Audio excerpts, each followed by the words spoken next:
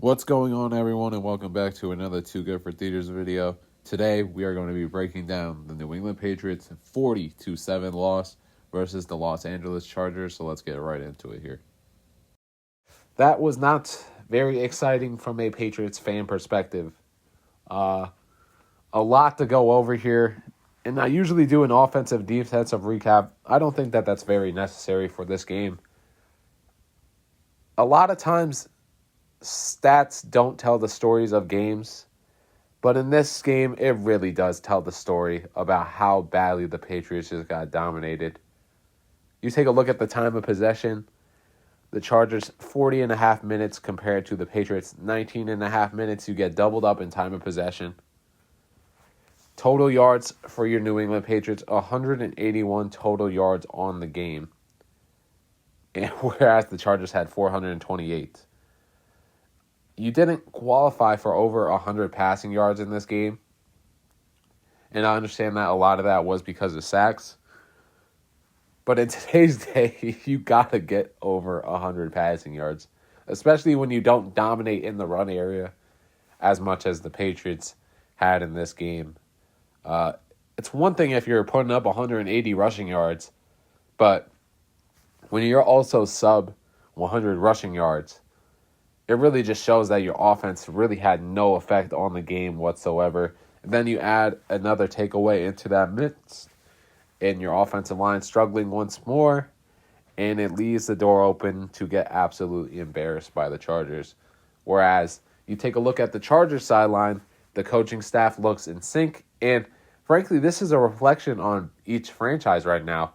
Both new head coaches, obviously Jim Harbaugh was with the Niners for plentiful of years, goes from Michigan back to LA, and he is a more experienced coach than Jerod Mayo, but you can really just see how each sideline, the composure on the Chargers sideline, as well as basically just having better talent on their roster, contributed to the state of each franchise and where each one is at, where the Chargers clinch a playoff berth, and the Patriots are hoping to clinch the number one overall pick.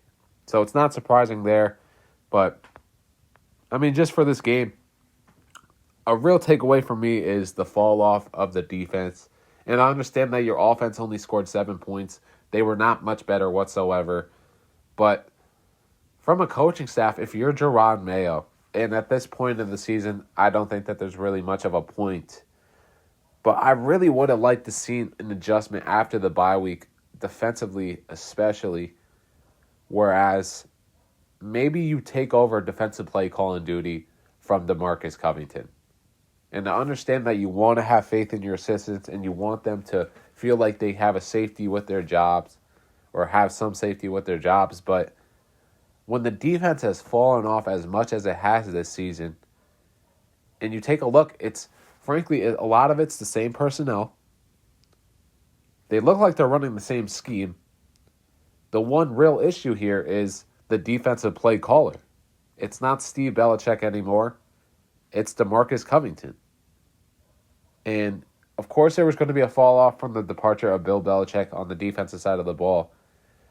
But as I said before, for there to be this much of a fall-off and no adjustments made, especially after the bye week in such a late bye week season, for you to respond so flatly out of the bye week and not make adjustments on the defensive side of the ball, it's really discouraging as a fan of this team.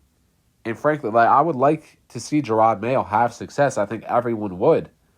But the questions are up in the air on whether or not he's going to be returning. That's an area that you can point to and say, hey, he frankly did not look ready in his role. And even after the bye week, which should have been such a crucial time for this first-year head coach to kind of reflect and potentially address some of the issues that they've needed to change, for there not to be any adjustments there is just really discouraging from a Patriots coaching sense.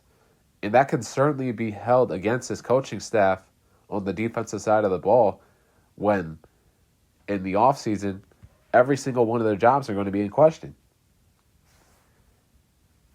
And the offense hasn't been terrific this season, but Alex Van Pelt has done a good job.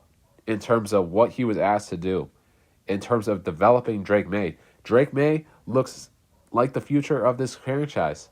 And I understand that your best player is on the offensive side of the ball here. So maybe that's certainly going to help Alex Van Pelt. But also from a play calling duty, Alex Van Pelt has been improving for the majority of the season. These last couple weeks after the bye haven't been great necessarily, but certainly the turnovers have not helped. And there have been times where you might like him to run some zone reads or keep the ball in Drake May's hands. But at least on that side of the ball, I feel like this offense has an identity. And that's to have Drake May be your offense. And there's going to be so many question marks this offseason with the state of the franchise of who's going to be returning. Did Elliott Wolf do enough in this offseason? Or can he do enough in the next offseason to return this Patriots team into a competitive franchise? And these last couple weeks, really, people I feel like are going to be fighting for their jobs. And from what we've seen, do any of them really deserve to return? And it sucks, like, you never want to call out someone's job, but when you're not doing it this consistently, like this coaching staff has not been able to do this season, it really makes you question what the Crafts are thinking in terms of having Jerod Mayo come back. And I'm a Jerod Mayo guy. I would like to see Jerod Mayo come back. But, like, if you ask me as a Patriots fan, what has Jerod Mayo done as a head coach? I would like to say establish a culture. But even then, there are times where in the media he had to walk back statements. There are times where the team has questioned coaching staffs or questioned this coaching. I mean, you see Keon White this week saying, hey, if something doesn't change, what are we doing here? And I feel like that's a reflection on how a lot of these fans are feeling if you're not screaming out fire Mayo in Gillette Stadium. The Crafts are certainly going to have a lot to answer to in this offseason. And I understand that this was supposed to be more so a game breakdown.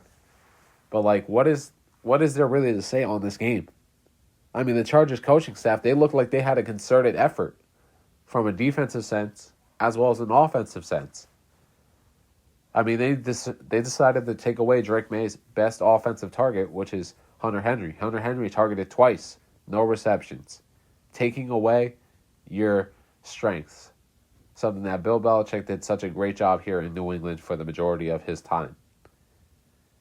And I haven't seen the Patriots defense really do that once so far this season.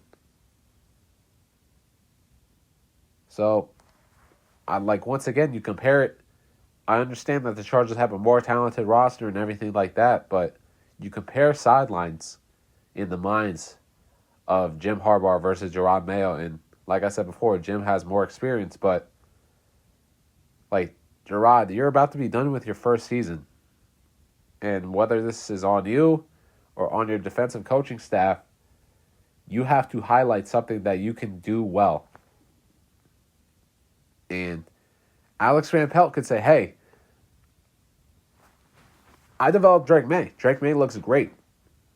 And he's playing extremely well, and I think I've set up this team for a good, positive future on the offensive side of the ball. So that's why I deserve to be here next season. For Jerod Mayo and DeMarcus Covington, certainly not DeMarcus Covington. I would say DeMarcus Covington has no claim to be here next season. And he was probably thrust into... he's in the same position as Jerod Mayo.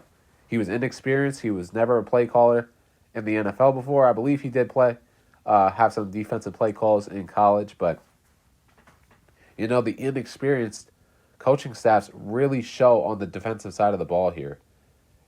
And their inability to make adjustments is a poor reflection on the coaching staff on that defensive side of the ball, which sucks because you never want to call for guys' jobs. And I like DeMarcus Covington, I like Jerod Mayo. I think they're both very good human beings and stuff, but you're not paid to be a human being. You're paid to win football games, and you're paid to make your side of the ball look good. And they have taken just such a massive step back defensively it's really not encouraging. And the Crafts have a lot of decisions to make in the offseason. But, I mean, you take a look at more stats on this game from a defensive sense. The Patriots forced the Chargers, I believe, into one negative play.